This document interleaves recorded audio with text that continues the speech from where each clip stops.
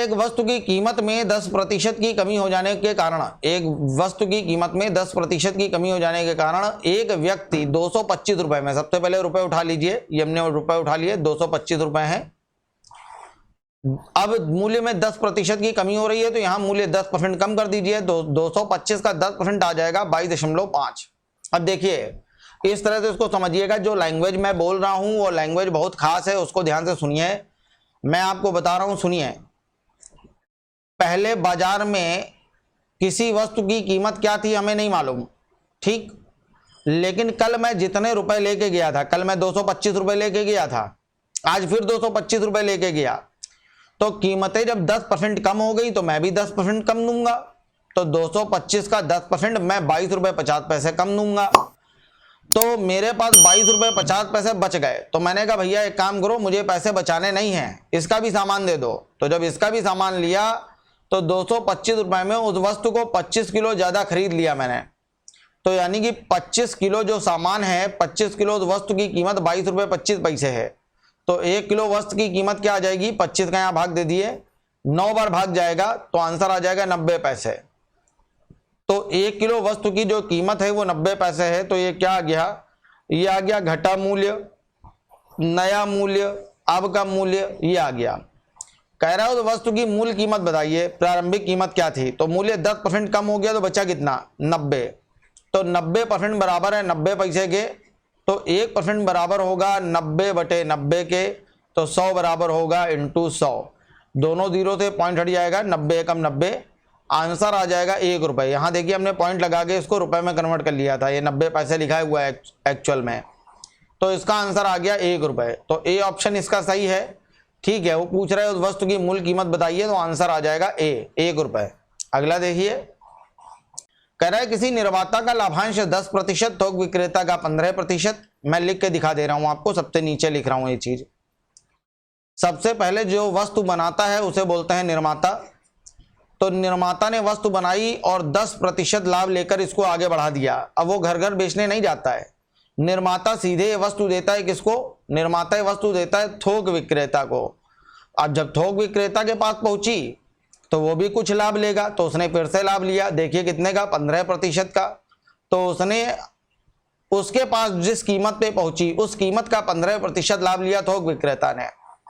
अब वो भी घर घर नहीं जाएगा, घर घर सामान पहुंचाता है फुटकर वाला, तो उसने फिर फुटकर विक्रेता को बेचा, और फिर फुटकर विक्रेता 25% का लाभ लेकर 1265 रुपए में बेच देता है किसको, कस्टमर को, ग्राहक को बेच रहा है 1265 रुपए में। तो वही ये बता रहा है जिस वस्तु का फुटकर मूल्य 1265 रुपए। तो इसमें दो तरह के सवाल मिलते हैं, अभी आगे क्वेश्चन मिलेगा, या तो निर्माता की कीमत दे रहा होगा और पूछ रहा होगा बताओ कस्टमर को कितने में मिला। यहाँ क्या है, कस्टमर की कीमत दे रहा है, पूछ रहा है बताओ उस वस्तु का उत्पादन मूल्य क्या है, निर्माता ने कितने में बनाई। तो हमेशा याद रखिएगा कि क्वेश्चन यहां से शुरू करेंगे, निर्माता से।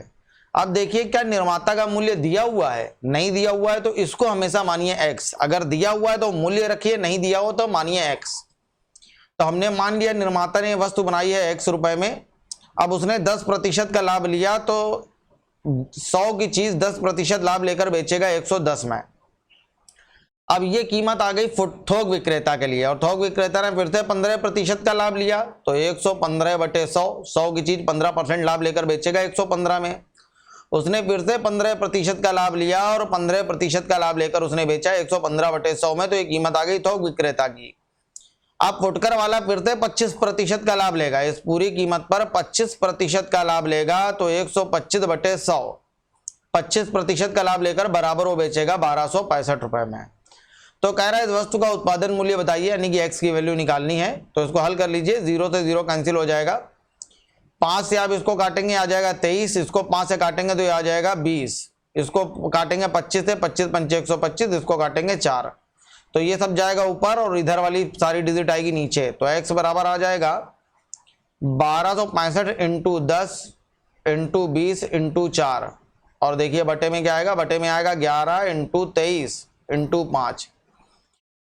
तो हल कर लीजिए, 11 से इसको हमने काटा, 11 एकम 11, 1 बचा, फिर 11 एकम 11, 5 बचा, 11 बजे 55, 23 से काटा, 23 पंचे 115, 5 से 5 कैंसिल हो जाएगा, तो आंसर आ जाएगा 20 चौको 80 और इंटू 10, तो आंसर आ जाएगा 800 रुपए। तो इसका सही आंसर 800 रुपये है। ये देखिए सी ऑप्शन सही है, 800 रुपये। अगला देखिए, अगला भी देखिए इसी तरह का है। कह रहा है ए किसी वस्तु को बी को बेच देता है। उसने बेची है बी को कितने में? 20% लाभ पर। और बी उसे बेच देता है सी को, बी से बेच देता है सी को कितने में? 25% का लाभ लेकर। कह रहा है थी सी ने 1200 रुपये इस वस्तु के दिए हैं। सी की कीमत बता रहा है, सी ने 1200 रुपये दिए हैं। तो कह रहा है बताइए उसका आरंभिक मूल्य क्या था? ए की कीमत पूछ रहा है, तो हमने मान लिया एक्स था। तो ए ने पहले इस कीमत पर 20% का लाभ लिया, यानी कि 120/100 में बेचा। और बी ने फिर 25% का लाभ लिया, तो उसने बेचा 125/100 में। और बराबर सी ने इसके टोटल 1200 रुपये दिए हुए हैं। तो 0 से 0 कैंसिल हो गया, 25 पंचे 125, 25 चौको 100, 12 से हमने इसको काटा, यहाँ आ जाएगा 100, 5 से काटा 5 दूना 10, 20 आ जाएगा। तो 4 दूना 8 इंटू 10, तो एक्स बराबर आ जाएगा 800 रुपये। 800 रुपये इसका आंसर है। ये देखिए डी ऑप्शन सही है, आंसर है 800। ठीक है, अगला देखिए, ये भी देखिए फिर से उसी तरह का क्वेश्चन है। क्या कह रहा है कि ए ने किसी सूटकेस के लिए बी को 10% लाभ पर बेचे। ए ने एक सूटकेस बेचा है बी को कितने में? 10% का लाभ लेकर। और बी ने उसे बेचा है सी को, बी उसे बेचता है सी को कितने में? 30% का लाभ लेकर। और सी ने उसके 2860 रुपये दिए हैं। तो कह रहा है बताइए ए ने कितने में खरीदा था? हमने मान लिया एक्स में खरीदा था। तो हल कर लीजिए, अभी अभी बताया, x इंटू 110/100 इंटू 130। लाभ है तो जोड़ के लिख रहे हैं, 130 हानि होती घटा के लिखते हैं, 130/100 बराबर आ जाएगा 2860। तो हल कर लीजिए, 0 से 0 कैंसिल हो जाएगा, 11 से हमने काटा, 11 दूना 22, 6 बचा, 11 छंग 66, 260, 130 से काटेंगे, 2 बार भाग जाएगा। तो x बराबर आ जाएगा 2000 रुपये। 2000 रुपये इसका आंसर है। आंसर देखिए ये है सी ऑप्शन सही है, आंसर है 2000। अगला देखिए, अब इस तरह के क्वेश्चन भी परसेंटेज में मैंने आपको बता दिए थे। ठीक है, देखिए फिर से दोबारा बता दे रहा हूं। कह रहा है एक व्यक्ति किसी सामान का 2/3 भाग, एक व्यक्ति किसी सामान का 2/3 भाग ये पहले बेच देता है 5% लाभ पर। और शेष भाग जो भी बचा उसको ये बेच देता है 2% की हानि पर। यदि कुल लाभ 400 रुपये हो तो पूरे सामान का क्रय मूल्य बताइए। बहुत खास सवाल है, बहुत पूछा जाता है, ध्यान से देखिएगा। तो यहाँ बटे में डिजिट लिखी हुई है 3, तो हमने मान लिया अपने मन से पूरे सामान का क्रय मूल्य कुछ ऐसे मानिए जो 3 से कट जाए। तो आप 30 भी ले सकते हो, 300 भी ले सकते हो, लेकिन ऐसी डिजिट लीजिए जिसमें 0 हो, ताकि ये परसेंटेज निकालने में थोड़ा सा आराम रहे। हमने पूरे सामान की कीमत मान ली 300, तो 2/3 सामान की कीमत क्या आ जाएगी? 200। तो 200 रुपए का सामान बिक गया, 300 में से बचा कितने रुपए का? 100 रुपए का, वो आ जाएगा यहाँ। तो यहाँ मुझे 5% का लाभ हो रहा है, 200 का 5% आप निकालोगे तो यहाँ 10 रुपये आ जाएगा। यहाँ 10 रुपए का फायदा हुआ, यहाँ 2% की हानि हो रही है, यानी कि 2 रुपए की हानि हो गई। 10 का फायदा, 2 की हानि। ओवरऑल पूरे सौदे में क्या हुआ बताइए? ओवरऑल पूरे सौदे में 8 रुपए का लाभ हो रहा है। तो मेरे हिसाब से पूरे सौदे में 8 रुपए का लाभ हो रहा है, और सवाल में लाभ हो रहा है देखिए कितने का? 400 का। तो 1 बराबर होगा 50 के, 8 45 50 के। तो इसका जल्दी से कहते हैं लोग 100 बराबर 5000। ठीक है, ये देखिए क्या पूछ रहा है, सारे सामान का क्रय मूल्य बताइए। क्या माना है आपने? 300। तो 300 बराबर निकालना पड़ेगा, तो ये आ जाएगा 300 इंटू 50, तो आंसर आ जाएगा 15,000 रुपये। 15,000 रुपये इसका आंसर है। आंसर सी ऑप्शन सही है, 15,000। अगला देखिए, एक दुकानदार ने 200 वस्तुएं एक समान मूल्य पर खरीदी। ठीक है, अब ये देखिए उसी का अच्छा टाइप है, देखिए किस तरह से हल होगा। एक दुकानदार ने 200 वस्तुएं समान मूल्य पर खरीदी और उसमें से 30% चीजें, टोटल वस्तुएं कितनी है? 200, और इसमें से 30% चीजें, इसका 30% क्या होगा? 200 का 30% होगा 60। उसने ये 60 चीजें बेच दी 20% लाभ पर, और शेष 10% लाभ पर। और शेष बची कितनी? अब शेष बची 140, और इनको वह बेचता है 10% के लाभ पर। तो इसका 20% आप निकालेंगे, आ जाएगा 12। इसका 10% निकालेंगे आप, तो ये आ जाएगा 14। तो पूरे सौदे में ओवरऑल कितना लाभ हो रहा है? 26 रुपए का। मेरे हिसाब से 26 रुपए का, सवाल में 2600 का, तो 1 बराबर आ जाएगा 100 के। यानी कि एक वस्तु की जो कीमत है वो हमने यहाँ मानी थी, मान लिया था एक वस्तु की कीमत 1 रुपए, तो 200 का 30% यानी कि 60 वस्तुओं की कीमत 60 रुपए। ठीक, तो एक वस्तु की कीमत जो हमने 1 रुपए मानी थी, तो 1 बराबर आ गया 100 के, यानी कि एक वस्तु का लागत मूल्य क्या है, 100 रुपए। वही पूछ रहा था, एक वस्तु का लागत मूल्य बताइए, तो इसका आंसर आ जाएगा डी ऑप्शन सही है, 100 रुपए, ये इसका आंसर है। अगला देखिए, दिनेश ने एक जमीन 48,000 रुपए में खरीदी। दिनेश ने एक जमीन 48,000 रुपए में खरीदी। अब देखिए एक चीज है, कह रहा है शेष भाग कितने परसेंट लाभ पर बेचे कि पूरे सौदे में 10% का लाभ हो। तो जब उसे आंसर प्रतिशत में चाहिए तो यहाँ पे ये रुपए लेने का कोई फायदा नहीं है, ठीक है, लेकिन फिलहाल हम आपको रुपए से लगा के दिखा दे रहे हैं, कैलकुलेटिव हो जाएगा बड़ा। तो इसका पहला तरीका क्या है जो मोस्टली लोग इस्तेमाल करते हैं जिन्होंने नया नया प्रॉफिट लॉस सीखा हुआ है, तो जमीन 48,000 रुपए में है, 48,000 रुपए का वो लोग क्या करते हैं, सबसे पहले निकालते हैं 2/5 होगा क्या, तो यहाँ 5 का भाग दे दिया, तो 5 निम 45, 3 बचा 30 हो गया, 5 छक्का 30, 2 0 आ गए, 96, 100 इंटू 2, तो 96 दूना 192, 19,200 आ गया। तो अब 2/5 भाग जमीन की कीमत आ गई, 2/5 भाग जमीन हो गई 19,200 रुपए की। अब 48,000 में से 19,200 घटा दीजिए, तो इसको जब आप घटाएंगे तो ये आ जाएगा 28,800, ठीक है। तो इसने यहां पर 19,200 रुपए की जो जमीन है इसने 6% हानि पर बेच दी, तो इसका 6% निकालिए, 6 दूना 12, 12 के 2 हाथ से लगा 1, 9 छक्का 54, 1 55, 55 की 5 हाथ से लगा 5, 6 कम 6 5 11, 1152 रुपए के नुकसान पे बेची है। तो इसमें से 1152 घटा दीजिए, तो इसमें से जब आप 1152 घटाएंगे 19,200 में से, तो ये आ जाएगा 18,048। अब ये कह रहा है वो है शेष जमीन को कितने प्रतिशत लाभ पर बेचे, इसको कितने प्रतिशत लाभ पर बेचे कि पूरे सौदे में उसे 10% का लाभ हो। तो पूरा सौदा तो हमें मालूम है 48,000 रुपए का है, और 48,000 रुपए का जब आप 10% निकालेंगे तो इसका 10% जो आएगा वो आ जाएगा 4800, तो इसमें 4800 जोड़ दीजिए, तो ये आ जाएगा 008, 8 4 12 2 हाथ से लगा 1, 52,800। तो हमें टोटल रुपया जो चाहिए वो 52,800 चाहिए। तो यहां जब आप 52,800 में से 18,048 रुपए मिल गए तो कितना मिलना बाकी है, तो हमें मिलना बाकी है 34,752। अब हमें 34,752 रुपए और चाहिए, तो इसको 28,800 को जो हमने 34,752 में से घटाया, तो घटाने के बाद बचा 59,52। अब हमें यही पता करना है ये लाभ कितने परसेंट है। तो देखिएगा यहां बता रहा हूं मैं आपको, छोटा छोटा लिख रहा हूं, आपको पता ये करना है कि 59,52 ये 28,800 का कितने परसेंट है। तो जब आप इसको भाग देंगे तो आंसर आ जाएगा 20.66, और 20.66 का मतलब है 20 सही 2/3%, तो डी ऑप्शन आ जाएगा। अब आपने देखा होगा कि ये कितना ज्यादा कैलकुलेटिव हो गया जब हमने इसको डिजिट से हल किया। तो ये क्वेश्चन इसी तरह से डिजिट से हल किए जाते हैं, लेकिन याद रखिएगा जब भी हमें आंसर प्रतिशत में चाहिए हो, इन सवालों को कभी भी डिजिट से हल ना करिएगा, क्योंकि इससे बहुत बड़े हो जाएंगे, बहुत ज़्यादा लेंदी हो जाएंगे। तो अभी मैंने आपको पिछला सवाल बताया था जो मैंने इस तरह से लगाया था कि एक व्यक्ति इस जमीन का 2/5 भाग ये बेच देता है 6% की हानि पर, तो शेष भाग कितने प्रतिशत लाभ पर बेचे कि पूरे सौदे में इसे 10% का लाभ हो। अब देखिए हमने मान लिया पूरे सौदे की कीमत है 500, तो 500 क्यों माना, क्योंकि यहाँ बटे में 5 है, 500 का 10% निकालेंगे तो हमें फायदा चाहिए कितने का, 50 रुपए का। अब 500 का 2/5 भाग जब आप निकालोगे तो ये आ जाएगा 200 रुपए, तो 200 रुपए की जमीन उसने बेच दी 6% हानि पर, तो यहां नुकसान हो गया कितने का, 12 का। अब बची 300 रुपए की जमीन, ठीक है। अब देखिएगा क्वेश्चन कितना छोटा हो गया, कितना इजी हो गया, कैलकुलेशन कितनी सरल हो गई।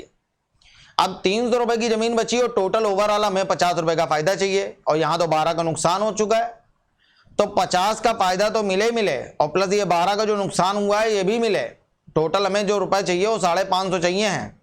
तो यहां अगर 12 का नुकसान हो गया तो हमें तो 188 मिला, तो 550 में जब आप 188 घटाएंगे तो ये आ जाएगा 362, यानी कि हमें 362 रुपए और चाहिए। ठीक है, तब 550 हो पाएंगे। इसकी जरूरत नहीं थी, हालांकि आप ऐसे भी कर सकते थे कि टोटल प्रॉफिट हमें चाहिए 50 रुपए का, यहाँ 12 का नुकसान हो गया तो हमें 12 रुपए और चाहिए, तो हमें कितने का लाभ चाहिए टोटल, 50 ये 12 ये 62 रुपए का लाभ चाहिए। तो हमें ये निकालना है कि ये 62 300 रुपए का कितने परसेंट है। अब देखिए कैलकुलेशन बिल्कुल ओरल हो गई, एकदम सरल। 3 का भाग दिया, 3 दूना 6, भाग न जाए बिंदी, तो 20 सही 2/3% ये इसका आंसर है, और डी ऑप्शन सही है, 20 सही 2/3।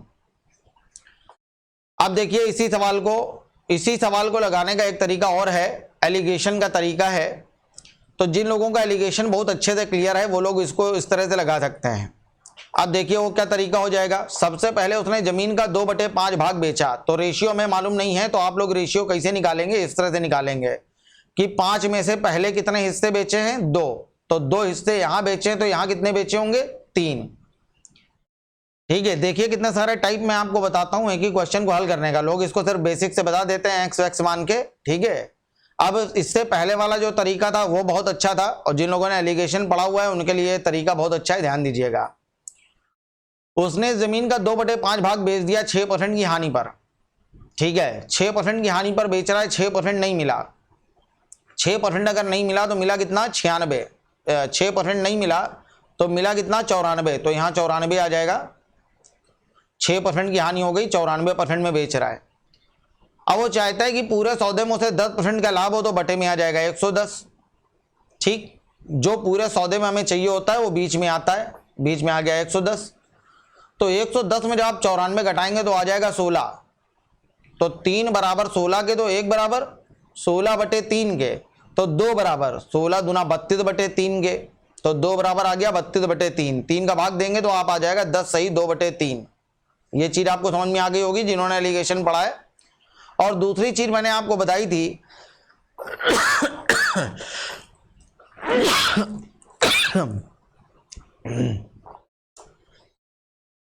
अगर एक संख्या ये बीच वाली संख्या से छोटी है तो दूसरी संख्या हमेशा इससे बड़ी होगी।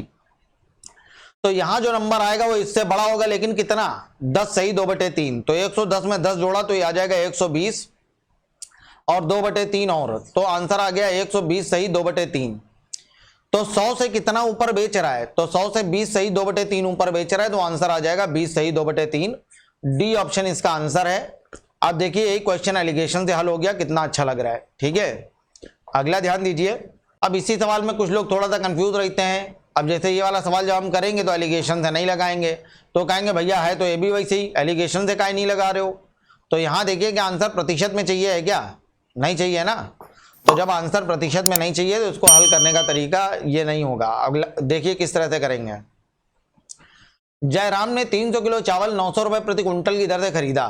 तो उसने 300 किलो चावल खरीदा है, ठीक है, 900 रुपए प्रति कुंतल की दर से, ठीक। तो 900 रुपए प्रति कुंतल, तो एक कुंतल में 100 किलोग्राम होते हैं। 100 किलोग्राम जो चावल है वो 900 रुपए का है, तो 1 किलो चावल कितने का हुआ, तो 1 किलो चावल हो गया 9 रुपए का, 9 रुपए प्रति किलोग्राम। और उसने 300 किलो चावल खरीदा है, तो ये कितने का हो जाएगा, ये हो जाएगा 2700 रुपए का। ये एक सीपी आ गया। अब कह रहा है कुल मात्रा का 2/3 भाग उसने 10% लाभ पर बेच दिया। तो कुल मात्रा है 300, इसका 2/3 भाग, 2/3 भाग कितना हो जाएगा, 200 किलो। ये 200 किलो चावल उसने बेचा है 10% के लाभ पर। तो 9 रुपए के, पहले वो खरीद के ला रहा था 9 रुपए का सामान, तो 9 रुपए का आप 10% निकाल लो। 9 रुपए का आप 10% निकालोगे तो 9 रुपए का 10% आ जाएगा 90 पैसे। तो 90 पैसे का लाभ लेकर वो बेच रहा है 9 रुपए 90 पैसे में। तो कितने में बेचा देख लीजिए, 9 दूना 18, 18 गया, 8 से लगा 1, 9 दूना 18, 1 19, 1980 रुपए में बेचा है। अब कह रहा है बताइए शेष बचा हुआ चावल, बचा हुआ चावल कितना है, अब 100 किलो बचा हुआ चावल है, 100 किलो। अब ये कह रहा है शेष चावल को किस भाव से बेचे कि पूरे सौदे में 15% का लाभ हो। तो हमें 15% का लाभ चाहिए, तो निकालिए 2700 रुपए का। तो 2700 रुपए का जब आप 15% निकालेंगे तो ये आ जाएगा 15 सत्ते 105 हासिल 10, 15 दूना 30 और 10 40। हम चाहते हैं 405 रुपए का फायदा हो जाए, ठीक। तो 405 रुपए का फायदा लेके अगर हम बेचेंगे तो टोटल बेचेंगे कितने में, 3105 में। और 3105 में से हमें कितना मिल गया है। ये सवाल कठिन नहीं होते, बस थोड़ा सा कैलकुलेटिव होते हैं, ठीक है। तो जब 3105 में से आप 1980 घटाएंगे तो ये आ जाएगा 1125, यानी कि 100 किलो चावल हमें इस भाव से बेचना है कि हमें 1125 रुपए मिल जाए। तो 1 किलो चावल कितने का है, 100 का, यहाँ भाग दे दीजिए तो आंसर आ जाएगा 11 रुपए 25 पैसे। ये इसका आंसर है, सी ऑप्शन सही है, नोट कर लीजिए इसको।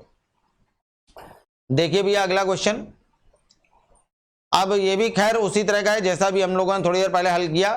कह रहा है एक बनिया 13 रुपए 50 पैसे प्रति किलोग्राम की दर से 80 किलो चावल और 16 रुपए प्रति किलोग्राम की दर से 120 किलो चावल खरीदता है, ठीक है।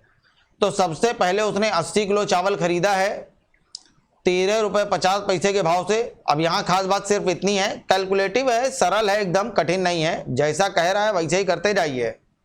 सबसे पहले 80 किलो चावल खरीद रहा है 13 रुपए 50 पैसे के भाव से, तो 80 किलो चावल 13 रुपए 50 पैसे के हिसाब से आप देखेंगे तो हो जाएगा 1080 रुपए का, ये वो खरीद के लाया है। उसके बाद उसने 16 रुपए प्रति किलोग्राम की दर से 120 किलो चावल खरीदा। इस बार उसने वो खरीद रहा है 120 किलो चावल और ये खरीद रहा है 16 रुपए प्रति किलोग्राम के भाव से, तो ये हो जाएगा 1920 रुपए का। तो टोटल चावल देखिए कितना लाया है वो, 200 किलोग्राम, ठीक है। और कितने रुपए में लाया है, तो ये लाया है 3000 रुपए में। अब वो कह रहा है वह मिश्रण को किस भाव से बेचे कि उसे 20% का लाभ हो। अब हर हाल में वो चाहता है कि हमें 20% का फायदा हो जाए, ठीक है, इस मूल्य पर। तो 3000 का 20% आप निकालेंगे तो ये आ जाएगा 600। तो 600 रुपए का लाभ लेके हमें बेचना है 3600 रुपए में कितना चावल, 200 किलोग्राम चावल। तो 200 किलोग्राम चावल 3600 रुपए में बेचना है, तो 1 किलो चावल की कीमत क्या आ जाएगी, तो 1 किलो चावल आ जाएगा 18 रुपए प्रति किलोग्राम के भाव से बेचा जाएगा। ए ऑप्शन इसका सही है। थोड़ा सा कैलकुलेशन है इनमें, लेकिन सवाल एकदम सरल है, बिल्कुल कठिन नहीं है, एकदम सिंपल क्वेश्चन है। अगला देखिए, एक प्रकाशक है, वो खुदरा विक्रेता, खुदरा मतलब होता है फुटकर विक्रेता, तो वो फुटकर विक्रेता को 5 रुपए प्रति पुस्तक के हिसाब से अपनी किताबें देता है, लेकिन 24 के स्थान पर गलती से वो 25 दे देता है। तो उसने पैसा 24 का ही लिया क्योंकि गलती से 25 दी है, उसे नहीं मालूम है 25 दे रहा है वो, उसने पैसा तो 24 का ही लिया है, तो 24 पंचे 120 रुपए उसने लिए हैं। लेकिन जब आदमी ने घर आके देखा तो उसे मालूम चला वो गलती से किताबें आ गई हैं 25। अब खुदरा विक्रेता क्या करता है, उसको बताता नहीं है कि हमें एक किताब एक्स्ट्रा मिल गई, वापस करने नहीं गया, उसने सब किताबें 6 रुपए प्रति किताब के हिसाब से बेच दी। तो 6 रुपए प्रति किताब के हिसाब से जब उसने बेचा तो उसने इनको बेचा 150 रुपए में। तो कह रहा है उसका प्रतिशत लाभ बताइए, तो उसे 30 रुपए का फायदा हो रहा है, कितने में, खरीद के लाया था 120 में। तो 30 120 का कितने परसेंट है, 0 से 0 कैंसिल हो गया, 3 चौको 12, 4 से काटा इसको तो आंसर आ जाएगा 25% है। तो इसका आंसर आ जाएगा 25%, सी ऑप्शन सही है, 25% इसका आंसर है। अगला देखिए, कह रहा है ए के पास 6000 रुपए लागत की एक मशीन है, ए के पास 6000 रुपए लागत की एक मशीन है, और देखिए हमने नोट कर लिया ए के पास एक मशीन है जिसकी कीमत है 6000 रुपए। अब वह क्या करता है, इसे बी को 10% लाभ पर बेच देता है। उसने सबसे पहले इसको बी को दिया कितने में, 10% के लाभ पर। तो इसका जब आप 10% निकालेंगे तो ये आ जाएगा 600 रुपए। ये क्वेश्चन सरल है लेकिन थोड़ा सा IQ लेवल वाला है, कॉमन सेंस वाला क्वेश्चन है, बहुत ध्यान से मेरी बात सुनिएगा। उसने 600 रुपए के लाभ पर बी को दे दिया, तो उसने बी को ये बेचा है कितने में, 6600 रुपए में। ये मशीन बी को 6600 रुपए में मिल गई। अब कह रहा है इसे पुनः बी ने ए को बेच दिया, बी इसको दोबारा दे देता है, किसको, ए को। तो ये मशीन ए को दोबारा बेच देता है 10% की हानि पर। अब जब आप इसका 10% निकालेंगे तो इसका 10% आ जाएगा 660। तो उसने 660 नहीं लिए, तो उसने ये मशीन बेची है 5940 रुपए में ए को। तो बताइए ए को इस लेन देन में कितने रुपए का लाभ हुआ। अब देखिए कई लोग इसका आंसर देते हैं कि 600 रुपए का तो ए को ये पहले फायदा हुआ और बाद में 660 रुपए का ये फायदा हुआ। तो कई लोग इसका आंसर देते हैं 1260 रुपए। ये आंसर बिल्कुल गलत है। तो इसका आंसर होगा क्या, अब मेरी बात बहुत ध्यान से सुनिएगा तो उससे आप समझ जाएंगे आंसर क्या होगा। ये मैं हूं, ए है, मेरे पास एक मशीन थी, मेरे पास एक मशीन थी या एक पेन था। ये मेरे पास एक पेन था जिसकी कीमत थी 6000 रुपये। तो इसने ये पेन दे दिया बी को, तो बी के पास पेन पहुंच गया और बी ने ए को दे दिए 6,000 रुपए। इसके पास अब पेन नहीं है, इसने 10% लाभ लेकर बेचा है इसको, तो ए के पास पहुंच गए 6600 रुपए। अब बी ने ये पेन थोड़े दिन तक यूज किया, फिर बी बोला भैया ये पेन मेरे काम का नहीं है, एक काम करो ये हमसे दोबारा ले लो 10% हानि पर। तो जो चीज इसने 6600 रुपए में खरीदी थी, ये पेन इसको दोबारा वापस कर रहा है। ये पेन आ गया फिर से ए के पास, और 10% हानि पर जो मेरे पास रुपया था ये हमको दिया किसने था, 6600, बी ने। इसी का 10% यानी कि 660 रुपए काट के हमने 5,940 रुपए बी को वापस कर दिए। तो 6600 में से हमने 5,940 सिर्फ बी को दिए, तो मेरे पास अब पेन भी है और प्लस 660 रुपए भी हैं। तो मेरा फायदा कितना है, एक्चुअल फायदा 660 रुपए है। तो इसका जो आंसर आएगा वो डी ऑप्शन सही है, आंसर 660 रुपए आएगा। आपको समझ में आ गया होगा। अगला देखिए, कह रहा है एक्स द्वारा 1.5 लाख रुपए मूल्य का मकान, एक्स के पास एक मकान था जिसकी कीमत 1.5 लाख रुपए थी। ये इस मकान को बेच देता है 5% लाभ पर वाई को। इसने 5% का लाभ लिया, इसका 5% आप देखेंगे 7500 आ जाएगा। 7500 रुपए का लाभ लेकर ये वाई को बेच देता है, तो इसने ये मकान बेचा है 1,57,500 रुपए का। अब जब ये मकान इसको मिला तो वाई बोला यार ये मकान मेरे मतलब का नहीं है, मेरे लिए बिल्कुल बेकार है। कहता भैया एक काम करो, अपना मकान वापस ले लो और हमें 2% रुपया कम दे देना। ठीक है, तो ये पैसा ये पहले ही दे चुका है एक्स को, यहां वाई के नीचे लिखा जरूर है। तो मकान 1.5 लाख रुपए का था, ठीक है, तो इसके पास 1.5 लाख रुपए ना होके वास्तव में इसके पास था मकान, उसकी कीमत 1.5 लाख रुपए की थी, और इसने ये मकान दे दिया वाई को।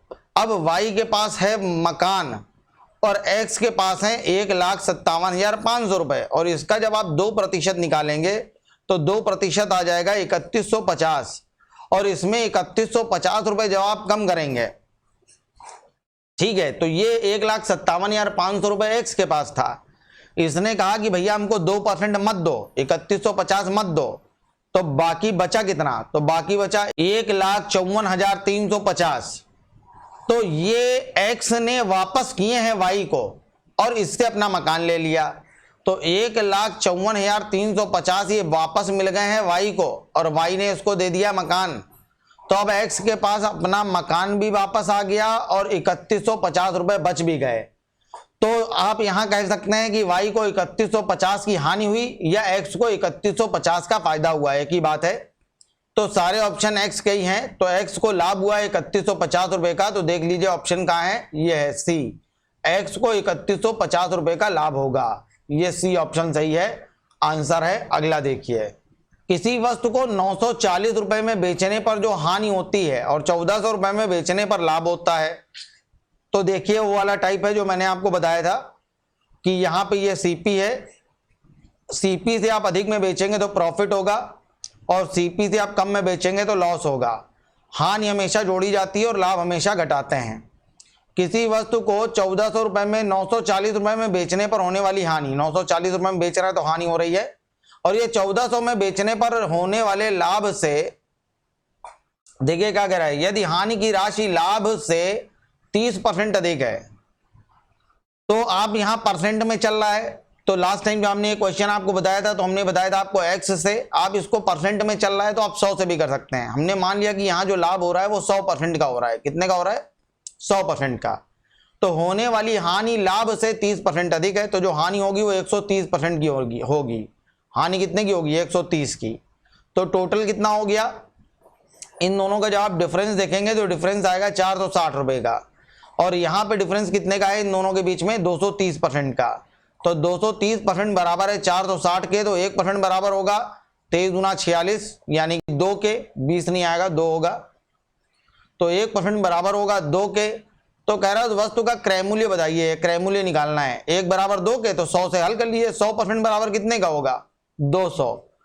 तो ये क्रय मूल्य नहीं निकला है 200, ये निकला है कि ये जो लाभ था 100%, वो लाभ कितना था, लाभ 200 रुपए था। तो अगर यहाँ पे 1,400 में बेचने पर 200 रुपए लाभ हो रहा है, तो ये लाभ हटा दीजिए तो क्रय मूल्य आ जाएगा। तो क्रय मूल्य क्या आ जाएगा, 1,200 रुपए। तो इसका आंसर है 1,200 रुपए क्रय मूल्य है। ये सी ऑप्शन सही है, आंसर आएगा सी कैट 1200। अगला देखिए, तो देखिए यहाँ पे वो बता रहा है पहली और दूसरी वस्तु का कुल क्रय मूल्य जो है वो दे रहा है 2400 रुपये है। पहली वस्तु को बेचता है 20% की हानि पर और दूसरी वस्तु को बेचता है 20% के लाभ पर। और यहां बता रहा है कि विक्रय मूल्यों का अनुपात 4:3 हो जाता है। ये एसपी का रेशियो दे रहा है, तो बिल्कुल उसी तरह रेशियो से हल करिए। पहली वस्तु की कीमत का 80%, 20% हानि पर बेचेगा, 20% नहीं मिला तो मिला कितना 80, और दूसरी वस्तु की कीमत का 20% लाभ यानी कि 120%, ये बराबर होगा 4/3 के। 40 दूना 80 और 40 4 तिया 12, 3 से 3 कैंसिल हो गया, 2 से काटा 2 दूना 4। तो फर्स्ट रेशियो सेकंड बराबर आ जाएगा 2/1। तो मेरे हिसाब से दोनों का कुल क्रय मूल्य रेशियो सीपी का आता है, मैंने आपको शुरू से ही बताया बराबर बार बार। तो मेरे हिसाब से दोनों का कुल सीपी है 3 और सवाल में है 2400। तो 3 बराबर 2400 के, तो 1 बराबर 800। कह रहा है पहली वस्तु का क्रय मूल्य बताइए, तो पहली वस्तु का क्रय मूल्य क्या हो जाएगा, आंसर आ जाएगा 1600 रुपए है।